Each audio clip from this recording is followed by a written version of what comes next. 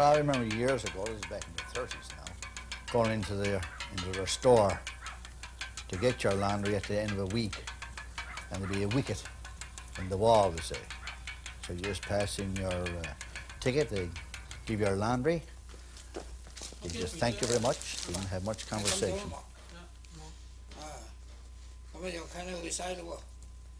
Okay. I remember as a youngster on Gilbert Street, growing up, I was 12 or 13, and I had to take my father's shirts to Wang Li on Casey Street and get them done 25 cents a shirt. Every Christmas, Wang Li would bring Mom over a dozen apples in a bag. He was gorgeous.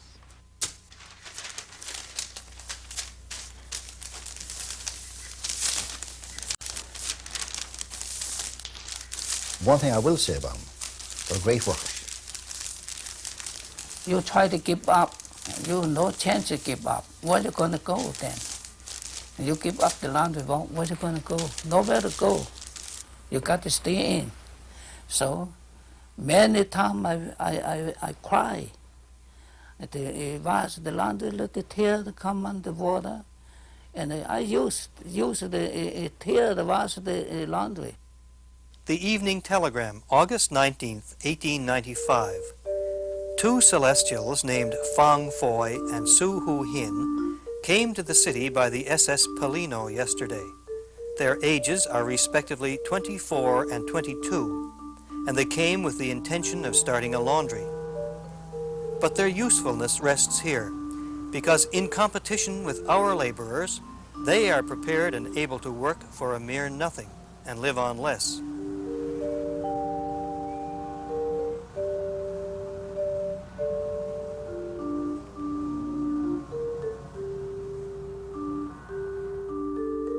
They are looking round today for a suitable place to begin operations.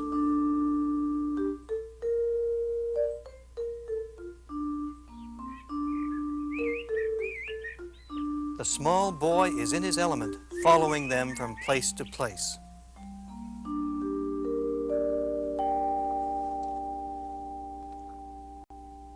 October 20th, 1940. The Chinese population of Newfoundland is photographed in front of the Nickel Theatre in St. John's. The occasion is a visit by the Chinese Consul General from Ottawa, here to encourage support for the war against Japan. 45 years later, the Chinese ambassador is guest of honor at the annual Mooncake Festival. He has a slightly different concern. Well, here I have some special words for the table at the front and directly facing me, because I was told by Danny that that's the table for the millionaires in St. John's. And I hope that I invite you to make a speedier trip to China, because there are a lot of things to be done in China, and we do. In the audience with his wife and family, one of the senior members of the Chinese community, Sato William Ping. He was born in Guangdong Province in the south of China. If life was often hard, the local economy was boosted by foreign dollars sent home by men from the area who lived and worked abroad. When I started the school, the first learn how to make the ink. First thing we learn how to hold the pen. First time the teacher, when you hold on the pen like that, all hour after hour, sometimes, the young children, they getting tired like that, the teachers, get the stick, pick on the hand like that. You can wake up, you got to straighten up again, Maybe sometimes you make your move with your hand, make the circulation, sucker like that, He stuck with his lessons and in time became a teacher himself. Now an important man in the village, he enjoyed his new position. In China, a school teacher, they live very high, high living. Everybody thinking school teacher, you know, and a gentleman, see? We act like a gentleman anyhow. We not like in here the teacher, no, I do everything I want to do. But now you in China, you are the teacher. You got to keep on. You got to keep on everything decent. You got to keep a gentleman, you see? In 1931, his good life in China came to an end. Against his own wishes, he was forced to join the ranks of other men leaving home to work in the West. My uncle come in here after First War. My grandmother and the like see him, see? So my grandmother, okay, you go over, take over your uncle or job and let him come home. And so, and that time I don't want to come in. I don't want to come in. My mother cried for me. You go, let the uncle come home. And that time, 1931, first I come in St. John, you know, I lay in Harvey Pier 1.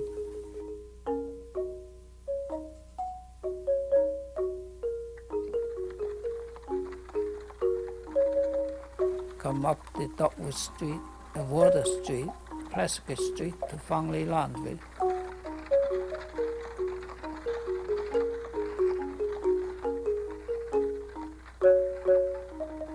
The street is dirty, monk, all the horsemen everywhere.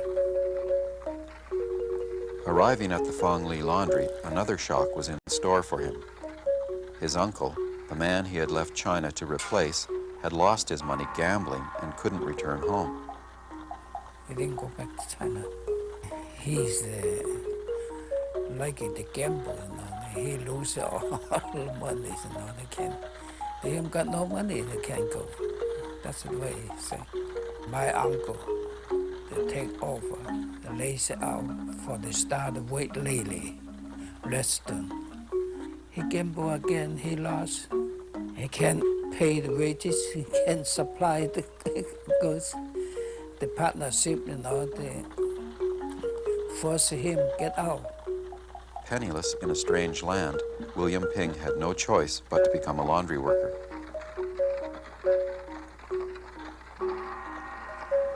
Employment opportunities had not always been so limited. In 1906, there had been a sudden influx of immigrants. Some found jobs mining, farming, and even in the fishery. The result, as reported in the press, was a minor panic. The Evening Telegram, May 1st, 1906. By the express this morning, 50 Chinamen arrived. There must now be nearly 180 of the Celestials in the colony. The immigration is going on steadily, and if legislation is not put in force this season, they will soon be counted by the thousands. The people of the United States and Canada have enacted laws against them, restricting immigration. We should be up and doing and keep them out before it is too late. The government's response was to enact a bill establishing a $300 head tax on all Chinese entering the country. It came into effect August 8, 1906. One man who had arrived much earlier worked for a time in the Bell Island mines.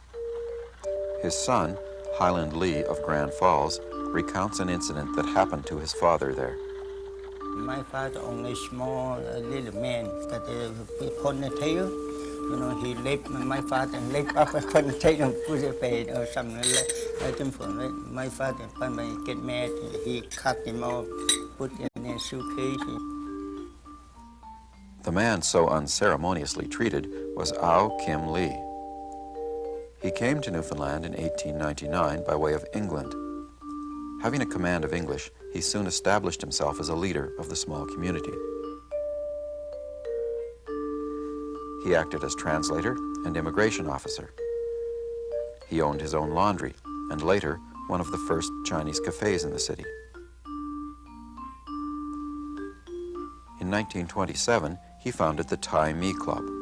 The members of that club belongs to the Ao family. There were many Aos here in St. John's at that time, basically comes from one village in Kwangtung province. They would regularly go to the club on Sunday for friendship and read newspapers, do a little bit of gossip and chit-chats if you like, along with to play a few games of cards and so on to pass their time. The Hang Hing Society was located on the second level of my grandfather's laundry on Gower Street. That society consisting of names like the Hangs, the Jins. Again, the intention was the same, purely for recreation, but also for companionship. The clubs became islands of refuge in a weekly routine defined by long hours of work in laundries and cafes. Kim Hong, who as a schoolboy helped in his grandfather's laundry on Gower Street, learned something about the wearisome life of the laundry worker. My grandfather first came in the 1920s, and then my father came in the early 30s with the intention of earning some additional dollars and then go back to China and make life a little easier in future years. Back in the old village, I think life in general would have been a lot easier because the climate they're accustomed to, and also they wouldn't have any language difficulties. Whereas coming over here, you're facing with the cold and the snow and the language difficulties. Also, plus the work in hand laundry was extremely hard. I work in Sing Lei Laundry in Cook's Tong Road. Oh, I never had a good chance, a good sleep. All Monday night, Monday start wash 8 o'clock. I never finish the work, the wash laundry until 1 o'clock next morning. And after wash that and I clean up before they had the supper. You know what time we had the supper? 2 o'clock. We had the supper. I had the supper then and get all the clothes dry and dam that and start to iron. And then in 5 or 6 o'clock, only half an hour sleep. We don't go to bed. We only pop in the iron bed. You know, the old laundry, you get the iron bed. We have got no chair. We only use the box, sit down on the box, pop the head on the bed for the half hour and walk again.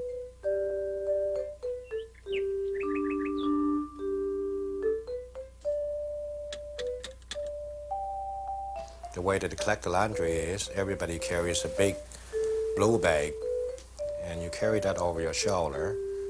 One day that you would pick up the laundry and the next day or the following day be either the same person or another partner that works in the laundry and deliver the finished product back to the customer and collect the money at the same time.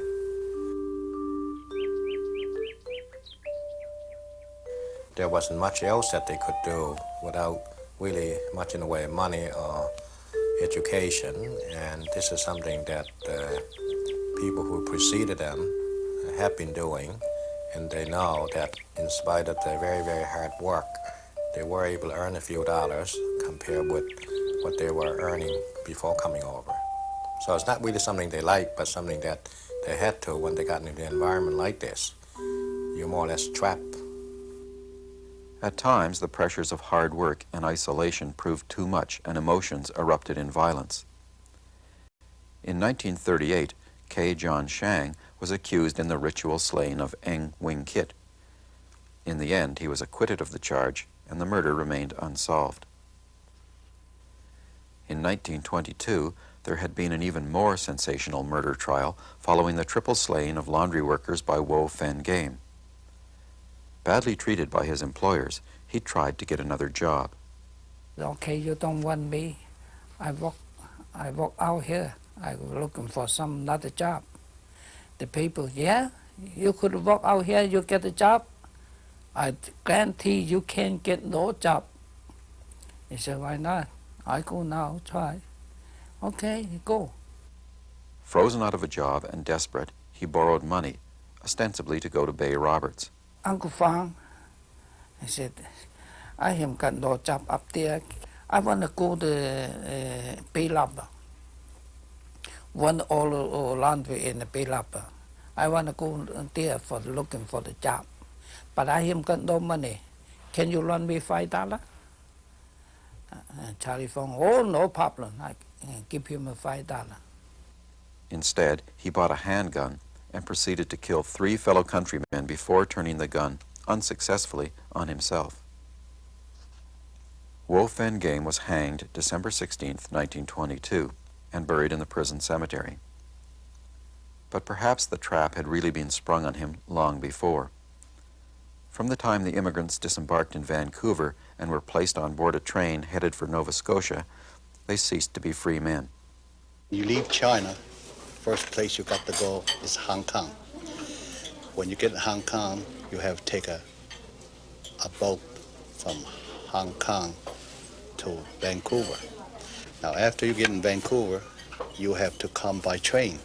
When we came over first, we are not free to get off anywhere in Canada because we'll come to Newfoundland. But therefore, you have like plainclothes policemen watch you all the time. Make sure you don't get off. In other words, if the train stops at each station, you have to ask, if you want to go down the station to look around, but this guy have to go with you because he don't let you off his sight. And so when you come to Montreal, you have to make connection with the caribou between Port-au-Basque and Sydney.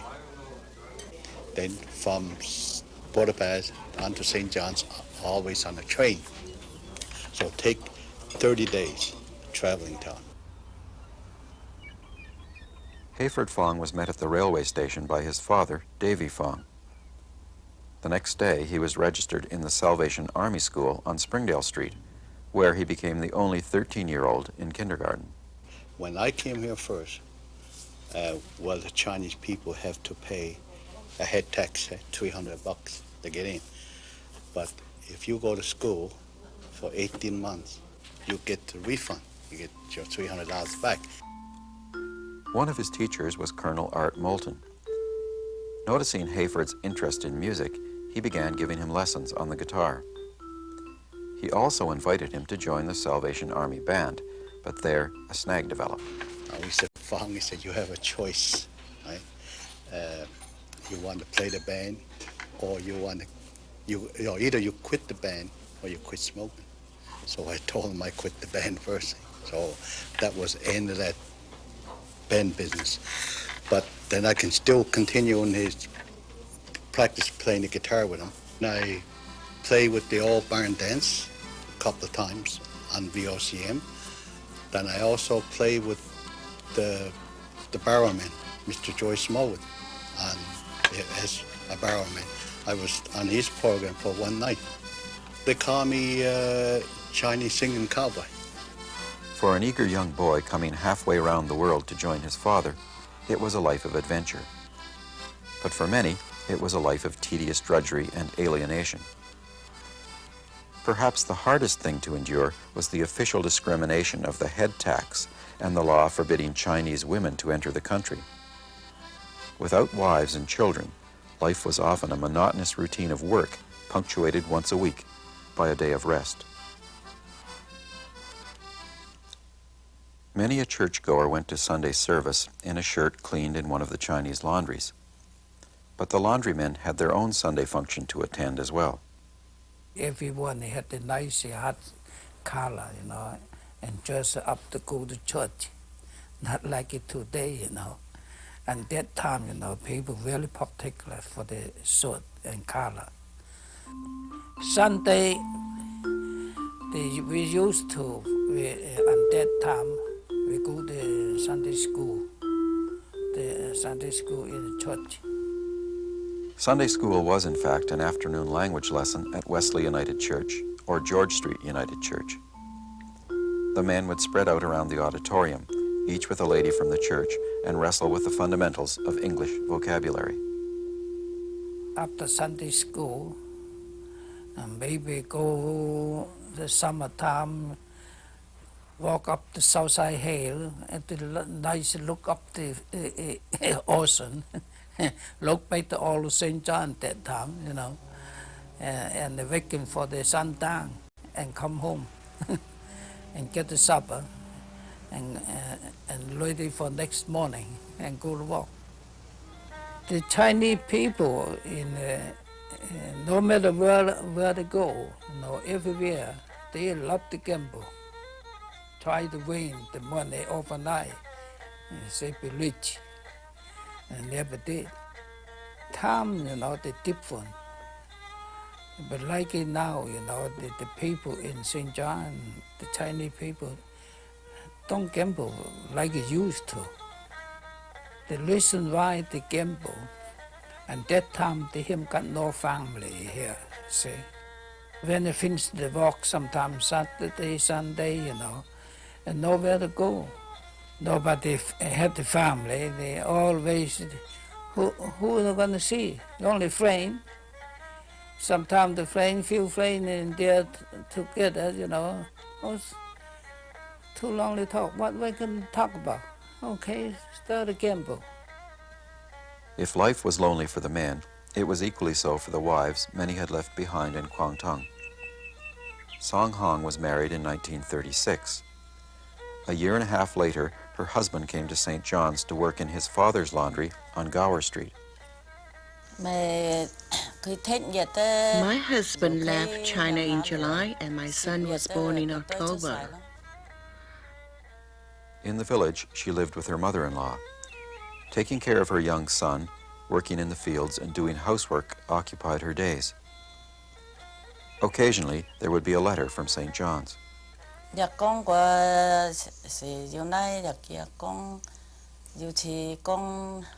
recall a couple of events. In one letter, my husband told me about a fire in a laundry on Cochrane Street in which a man was killed. I think the man was Sam Hong's brother.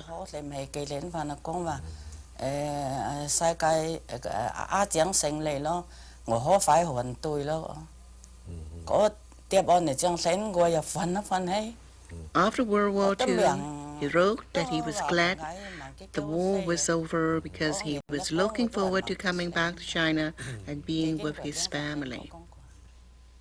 But the family reunion never took place. George Hong died before he could return to China. Harvey and Winnie Fong were married in 1935, shortly before he came to Newfoundland. As befitting Chinese custom, the marriage was arranged by his mother. She wanted to be sure he would have a good reason to come home again. Because now, and my mother said, all right, now if you want to go away now, perhaps it's better to do Mali now. I got a company here, home with me. And then make sure now you're going to come back because you got somebody home, belong to you. In St. John's, he was a laundry worker and also helped out in Davy Fong's store. Later, with his friend George Chong, he started a grocery business in Botwood. The local people there responded to the newcomers in true outport fashion. The beach convoy, Newfoundlander, just like our people, friendly. Don't matter what you want to do, what you want to do. They just come in to help you. 1949 brought an end to the immigration ban on women. A year later, Winnie joined her husband in Botwood and brought with her the 15-year-old daughter he had never seen.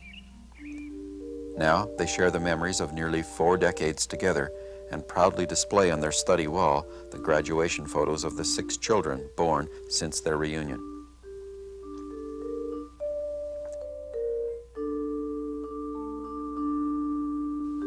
For this generation, the strategy of sacrifice has finally paid off.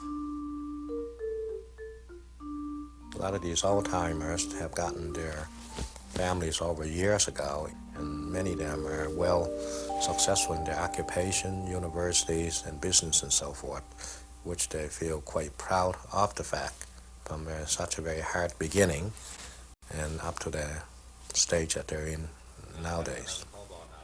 My grandfather died in 1970. He certainly was proud of the fact that we have a member of the family had gotten to university level. Of course, at that time, I already had my medical degree, so even a higher professional. So that was very gratifying to grandfather, who had come up such a long, hard way, and he himself probably had no more than 2 or 3 years of schooling. We rejoice in the communion of thy saints. We remember all who have faithfully lived and died, especially those most dear to us. And to thy name, with the church on earth and the church in heaven, we ascribe all honor and glory, world without end. Amen. Once a year at the annual flower ceremony, respect is paid to the ancestors who left home years ago to establish themselves on this island so far away from China. The laundry Kim Hong worked in as a boy after school was closed in 1969. All the old downtown laundries are gone now. In some cases, disappeared with the neighborhoods they were once a part of. Only one link connects back to Fong Foy and Su Hu Hin, who steamed in on the Polino in 1895.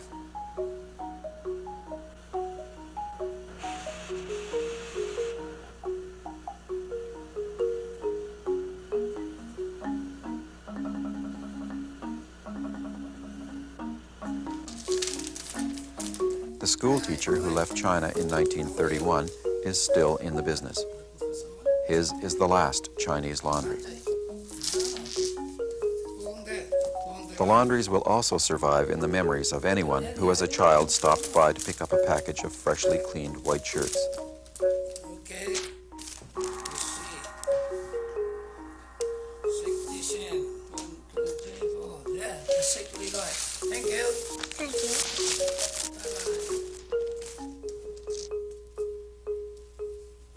The years have not erased the lessons William Ping learned from his teacher in Hai Ping. And the years have also helped him form a wish for the two cultures he is a part of. Trong ca mình pha cao liều, dùng tiệp nhất ca. That means Canada culture. That's the mix up, like a two stream. The water run along, this water run along, and the hair mixed up together, like that. All the Chinese culture and Canada culture all mixed up one. Dùng tiệp với cả and make the one family. One family.